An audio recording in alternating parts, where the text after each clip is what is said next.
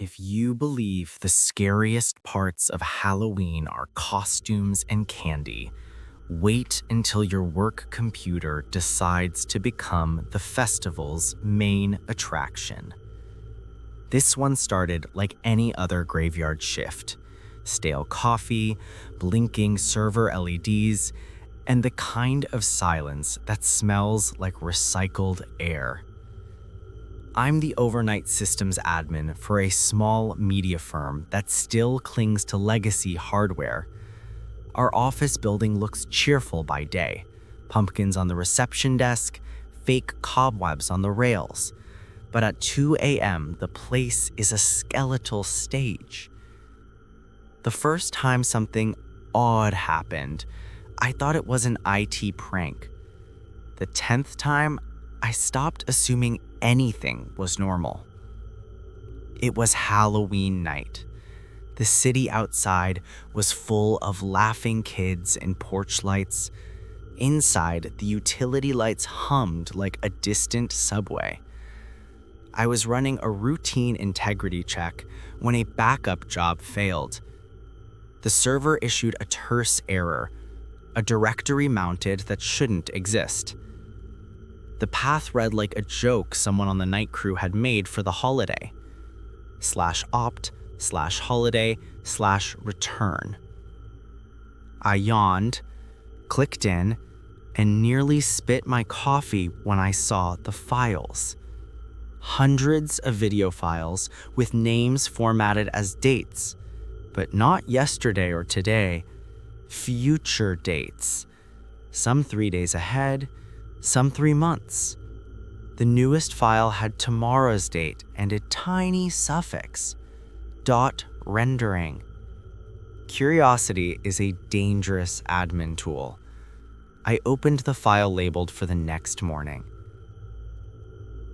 The video was raw, steady like a surveillance feed.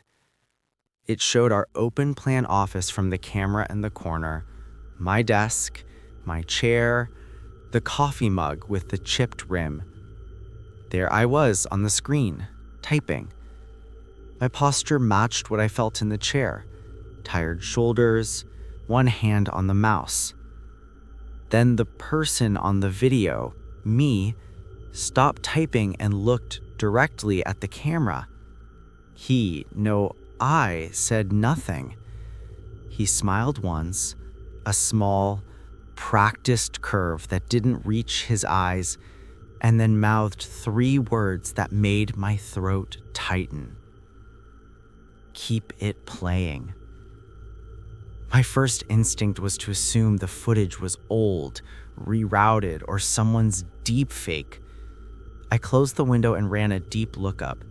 No process had created /opt/holiday/return in the logs.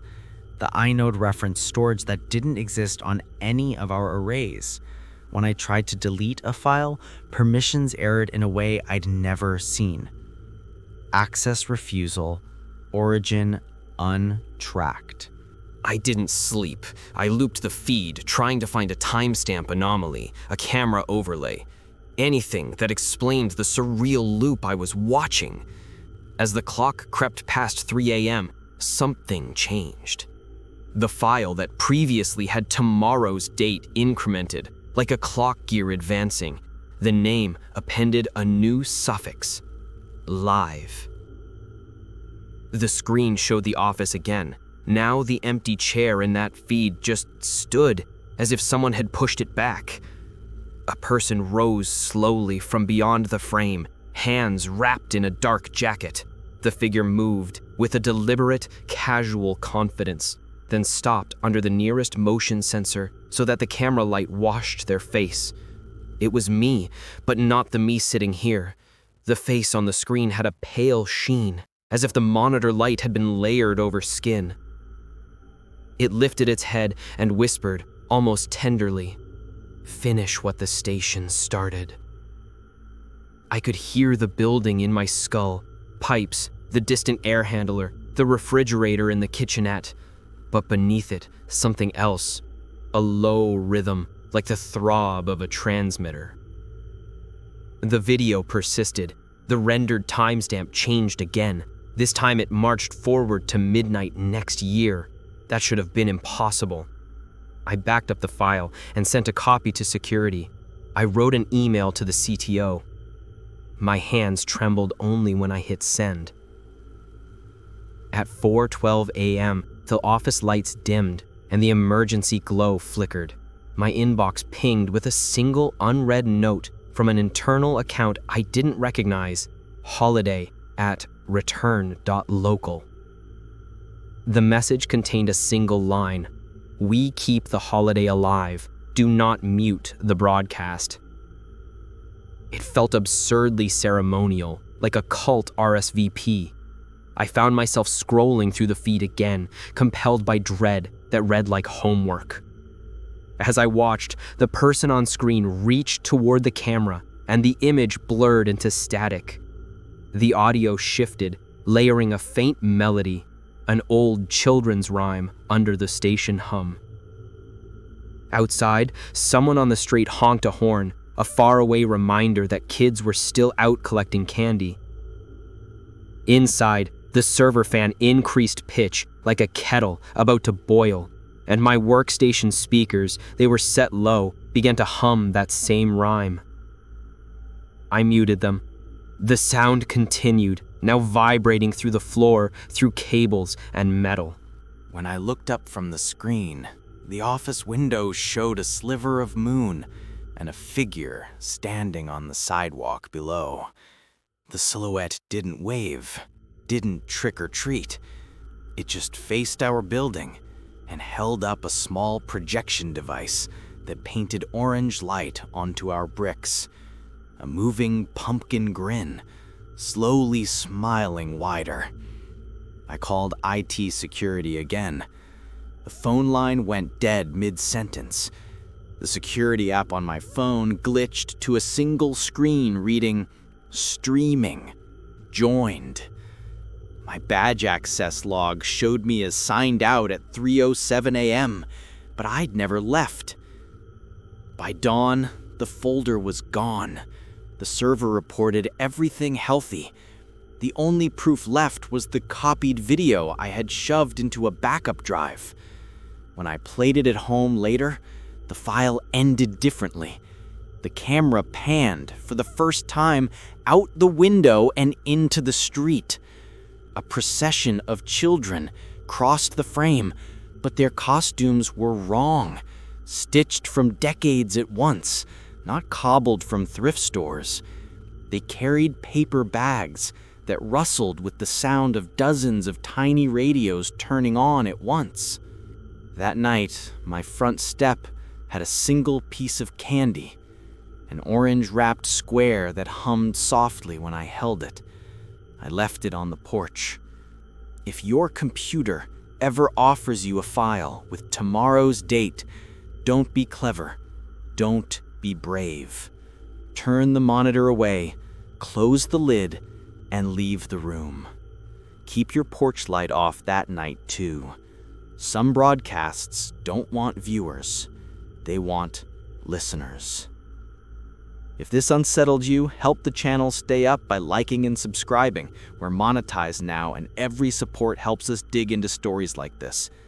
Comment below. If you found a future dated file on your machine, would you delete it or play it? I'll pin the best replies.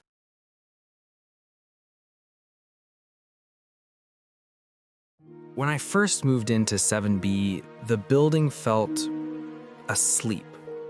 Not empty, just unaware I existed. It was an old concrete complex from the 1960s, the kind with endless gray corridors and carpets that smelled faintly like rain and metal. Rent was cheap, utilities included, and the landlord only ever texted once: "Never lock the door from the inside. It sticks." That first night, I unpacked until 2 a.m. The air felt too heavy, the kind that presses down on your chest when the city outside is perfectly still. I remember thinking the walls were unusually thick. Sound didn't travel. Not even my footsteps echoed. The next morning, I woke up to something subtle but wrong. My keys weren't where I left them. They were neatly placed on the kitchen counter beside a note written in pencil. "You forgot again." I laughed it off. Maybe I'd written it half asleep. Moving stress, sleepwalking, anything. But that night, when I came home, the door was already unlocked. The next few days blurred together. Small things started to shift. A cup I never used now sitting by the sink. The bathroom light flicking off every time I entered. I'd find footprints on the hallway rug when I hadn't had visitors. Each time I convinced myself I was imagining it, the apartment would correct me. Like the night I came home to find the furniture rearranged into the exact layout from the real estate listing photo online. Same angle, same placement. Even the half-empty glass of water beside the couch. When I tried to move the coffee table back, one of the legs scraped the floor, and I heard something underneath the boards. Not a hollow space. Not pipes. A knock. 3 times. That night, I slept with the lights on. The next morning, I couldn't find my toothbrush. When I opened the bathroom cabinet, it was there, but 2 of them. Identical. Both wet. I decided to check the listing again. Maybe find out who lived here before me. The page was gone. But in the cached version, there was a photo of the living room. And on the wall, behind the couch, I saw something that hadn't been there when I moved in. A framed picture. It showed a man sitting exactly where I was sitting right then. Same couch, same shirt, same tired look. I stared at the photo until my phone dimmed, and when the screen went black, I caught my own reflection. Except my background didn't match. The wall behind me had the picture already hanging there. That's when the lights went out. I froze. The air grew dense, humming faintly, like someone exhaling through the vents. Then I heard movement from the bedroom, soft footsteps circling the bed. I grabbed my phone's flashlight and aimed it down the hall. The beam hit the mirror beside the door, and for a split second, I saw myself standing there, but turned the other way, facing the hallway. And then he smiled. The power came back a moment later. Everything looked normal. But when I went to the door to leave, the lock wouldn't turn. The metal was warm, pulsing faintly, like it had a heartbeat. When I called the landlord in panic, he answered after a long pause. "Who is this?" "It's Max from 7B. The door, it's stuck again." Silence. Then he said quietly, "We don't have a 7B anymore. That unit was sealed after the tenant disappeared 2 years ago." I hung up. The air went dead still. From somewhere behind the wall, the knocking started again. 3 slow taps. Then a voice that sounded almost like mine whispered, "You forgot again." If this story made your skin crawl, hit that like button and tell me in the comments, would you stay one more night or break down the door? Subscribe for more stories that shouldn't exist, but somehow do.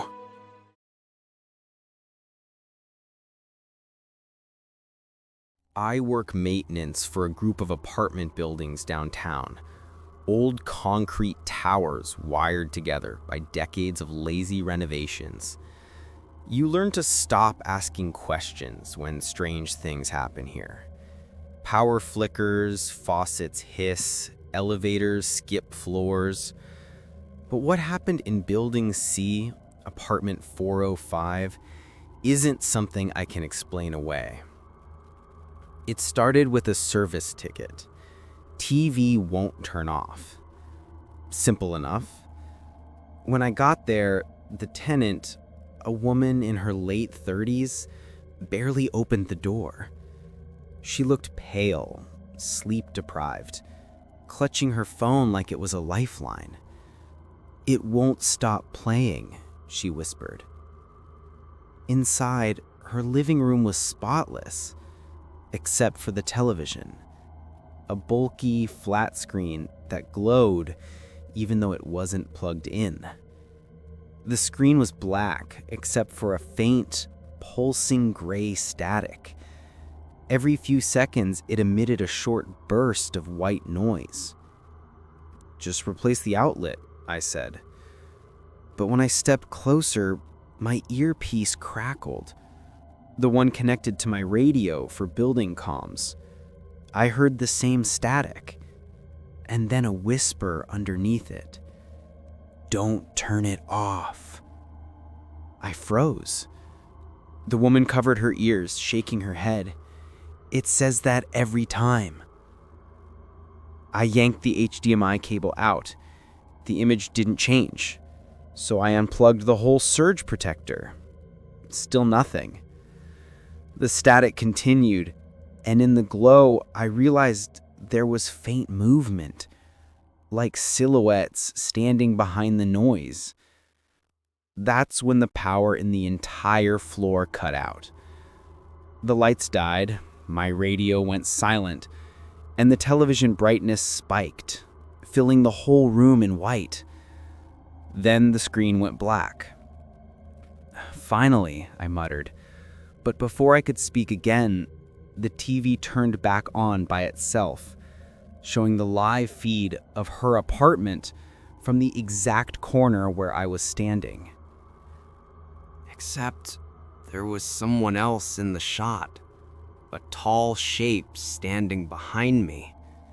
I spun around. Nothing. When I looked back, the figure on the screen had moved closer. The woman screamed and ran to the hallway, but when she tried to open the door, it wouldn't budge. Every bolt locked at once with a sound like snapping metal. The lights flickered again. Each time they came back, the figure on the screen was closer. My earpiece came alive with static. Through the hiss, I heard a voice, calm, monotone, distorted. "Maintenance confirmed. Unit restored." The TV shut off. The room went pitch black. The silence was absolute. Then I heard it. Faint breathing. Too close. Coming from the other side of the TV. When the lights finally came back, the woman was gone. The TV was gone too. All that remained was a faint burn mark on the wall, shaped like a rectangle, and something written beside it in marker. 405. Not real. I reported everything to the building manager. He stared at me for a long time before saying, "There is no 405. That unit was walled off during the last renovation." He wasn't joking. The hallway between 404 and 406 had no door, just an unbroken stretch of painted drywall. I went back to check the electrical schematics, and sure enough, there was an empty gap where 405 should have been. No outlets, no ventilation. But here's the part that keeps me awake. Last night, my TV at home turned on by itself. Same static, same faint pulsing sound. And when I leaned closer to listen, through the noise, I heard my own voice say, "Maintenance confirmed." If this story left you uneasy, hit that like button and tell me in the comments what you'd do if your screen started showing your own reflection from somewhere else. Subscribe for more stories that you'll wish were fiction.